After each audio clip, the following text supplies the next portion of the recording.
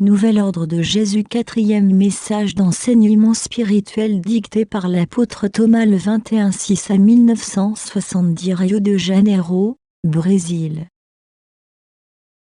La venue du Seigneur Jésus sur la terre avec sa lumineuse équipe de conseillers a été prévue de longue date, depuis que les événements destinés à modifier substantiellement la structure terrestre avaient été planifiés. Le Seigneur décida donc qu'il convenait d'accompagner les événements sur la terre même, et de diriger et de commander ici le travail d'aide spirituelle aux âmes qui seraient affectées par les événements.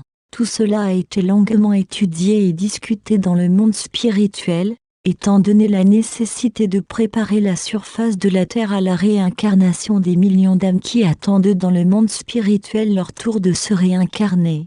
Pour ce faire, il est nécessaire de préparer le sol de la terre de manière à produire suffisamment de nourriture pour alimenter les nouveaux millions de bouches qui doivent descendre sur terre dans le courant de ce siècle. Et comme les événements prévus signifieront sans aucun doute le départ de nombreuses âmes qui se trouvent sur terre, le monde spirituel a également étudié la manière de les recueillir sur les lieux des événements et de les emmener dans leur foyer spirituel.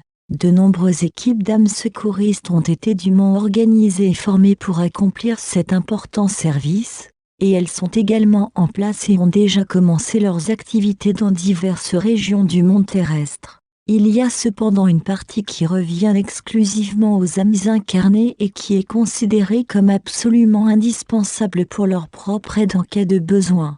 C'est la pratique de la prière. Il s'agit de la pratique de la prière quotidienne à la divinité, grâce à laquelle les forces supérieures les identifieront en temps voulu, les recueilleront et les conduiront au secours. La valeur de la prière, pratiquée quotidiennement par les âmes incarnées pour leur bénéfice exclusif, est si grande qu'il n'y a pas de mots assez expressifs pour la traduire. Lorsque des phénomènes telluriques se produisent dans le monde, les espaces proches du sol accueillent les âmes victimes, donnant aux forces supérieures l'impression des saints assommés qu'ils se détachent de la terre après le phénomène tellurique. Cependant, les âmes de foi, celles qui ont cultivé la pratique de la prière pendant qu'elles étaient dans le corps, se détachent du volume ainsi dispersé. Ces âmes sont facilement identifiables par leur luminosité plus ou moins grande, et donc facilement récupérées par les équipes de secours qui les attirent par leur luminosité.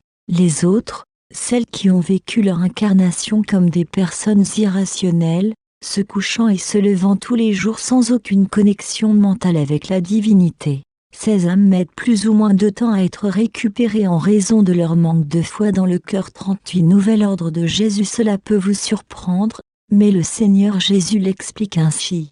La pratique de la prière comme habitude quotidienne par une âme incarnée produit dans son cœur une certaine luminosité qui grandit, s'élargit à chaque nouvelle prière, jusqu'à devenir un puissant foyer de lumière spirituelle.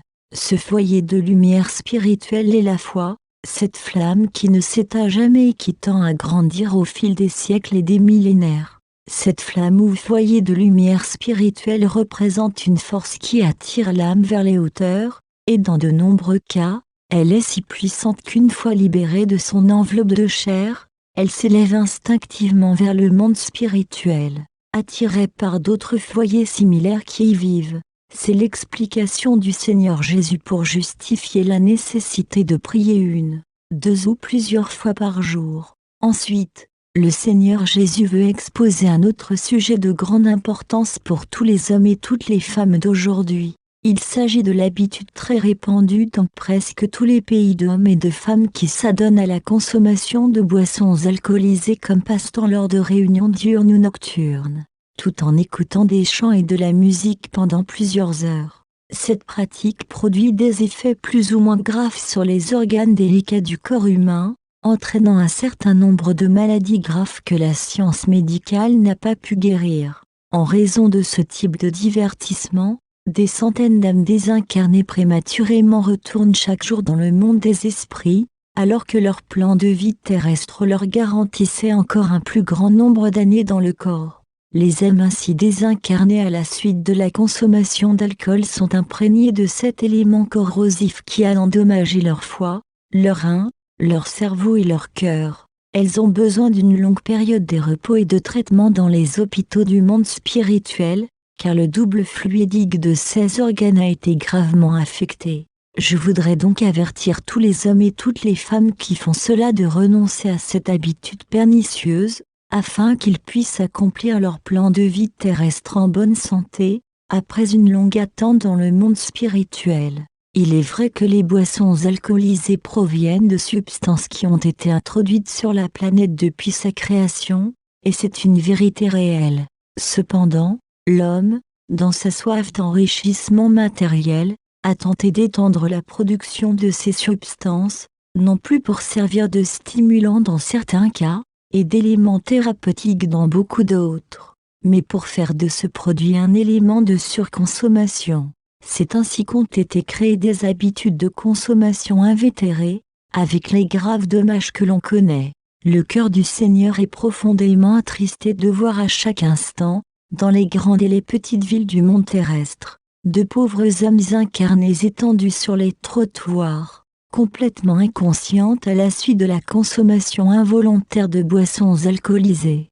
Le Seigneur invite donc les industriels de ce type de mort plus ou moins lente à considérer le grand inconvénient qu'ils représentent pour la santé et la vie des hommes, et à prendre la résolution de réduire ce grand inconvénient en conséquence. De quelle manière, demandez-vous?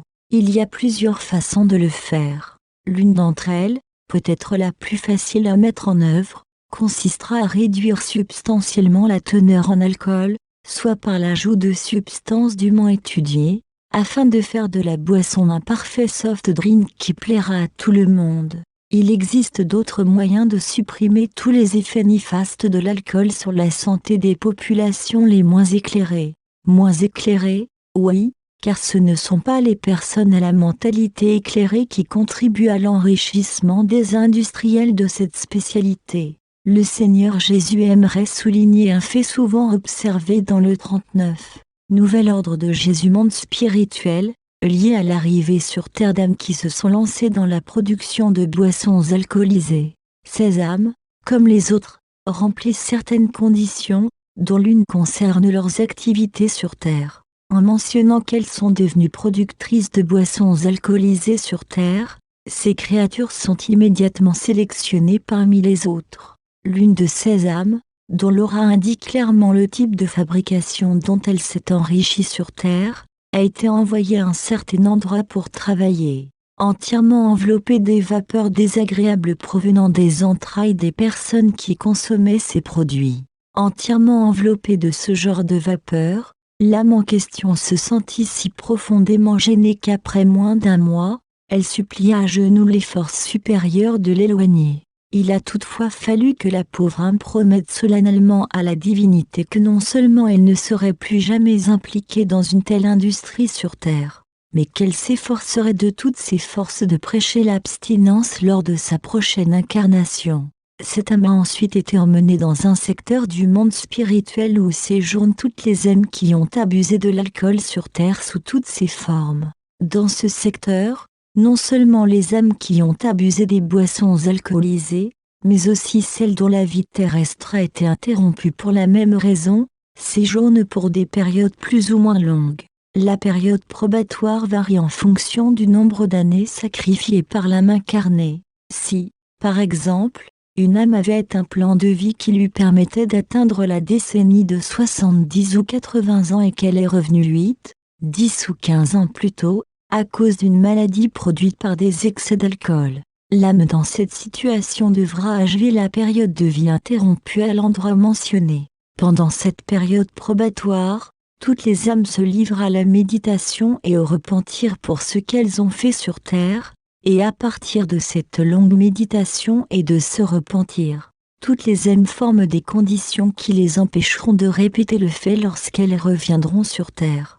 Malheureusement, il y a plusieurs milliers d'âmes de ce type dans le monde spirituel. En publiant ce fait dans ses messages, le Seigneur Jésus agit dans le but d'améliorer les conditions de vie de ces âmes. Le Seigneur Jésus le fait dans le but d'avertir tous les hommes et toutes les femmes de bonne volonté envers eux-mêmes, afin qu'ils n'aient pas à augmenter le nombre d'âmes devant rester dans ce lieu indésirable dans le futur. Le corps humain, comme chacun le sait, est constitué de plusieurs milliards de cellules alimentées par le flux sanguin qui circule en permanence dans tout le corps. Ce flux est entretenu, alimenté et renforcé par les aliments consommés par l'être humain. Si ces aliments sont purs dans leur constitution, l'essence qui en est tirée apportera la santé et la vie à la circulation sanguine, qui la distribuera à tous les organes et à toutes les cellules du corps. Si donc l'être humain sait choisir ses aliments parmi ceux qui lui conviennent, il est certain qu'il jouira d'une excellente santé et que sa vie se prolongera pendant de très nombreuses années. Mais si, entre ou après ces repas, on commence à boire des alcools forts, et si on le fait par habitude, les éléments corrosifs propres à ce type de boisson s'accumulent dans le sang et se répartissent dans les différents organes et cellules. Au bout d'un certain temps, les points les moins résistants supportent mal la charge qu'ils ont reçue, et c'est la maladie et la mort qui font leur œuvre. Avant le devoir de prier, ressentez le plaisir de le faire. La lumière spirituelle est la force qui guide l'esprit dans l'au-delà.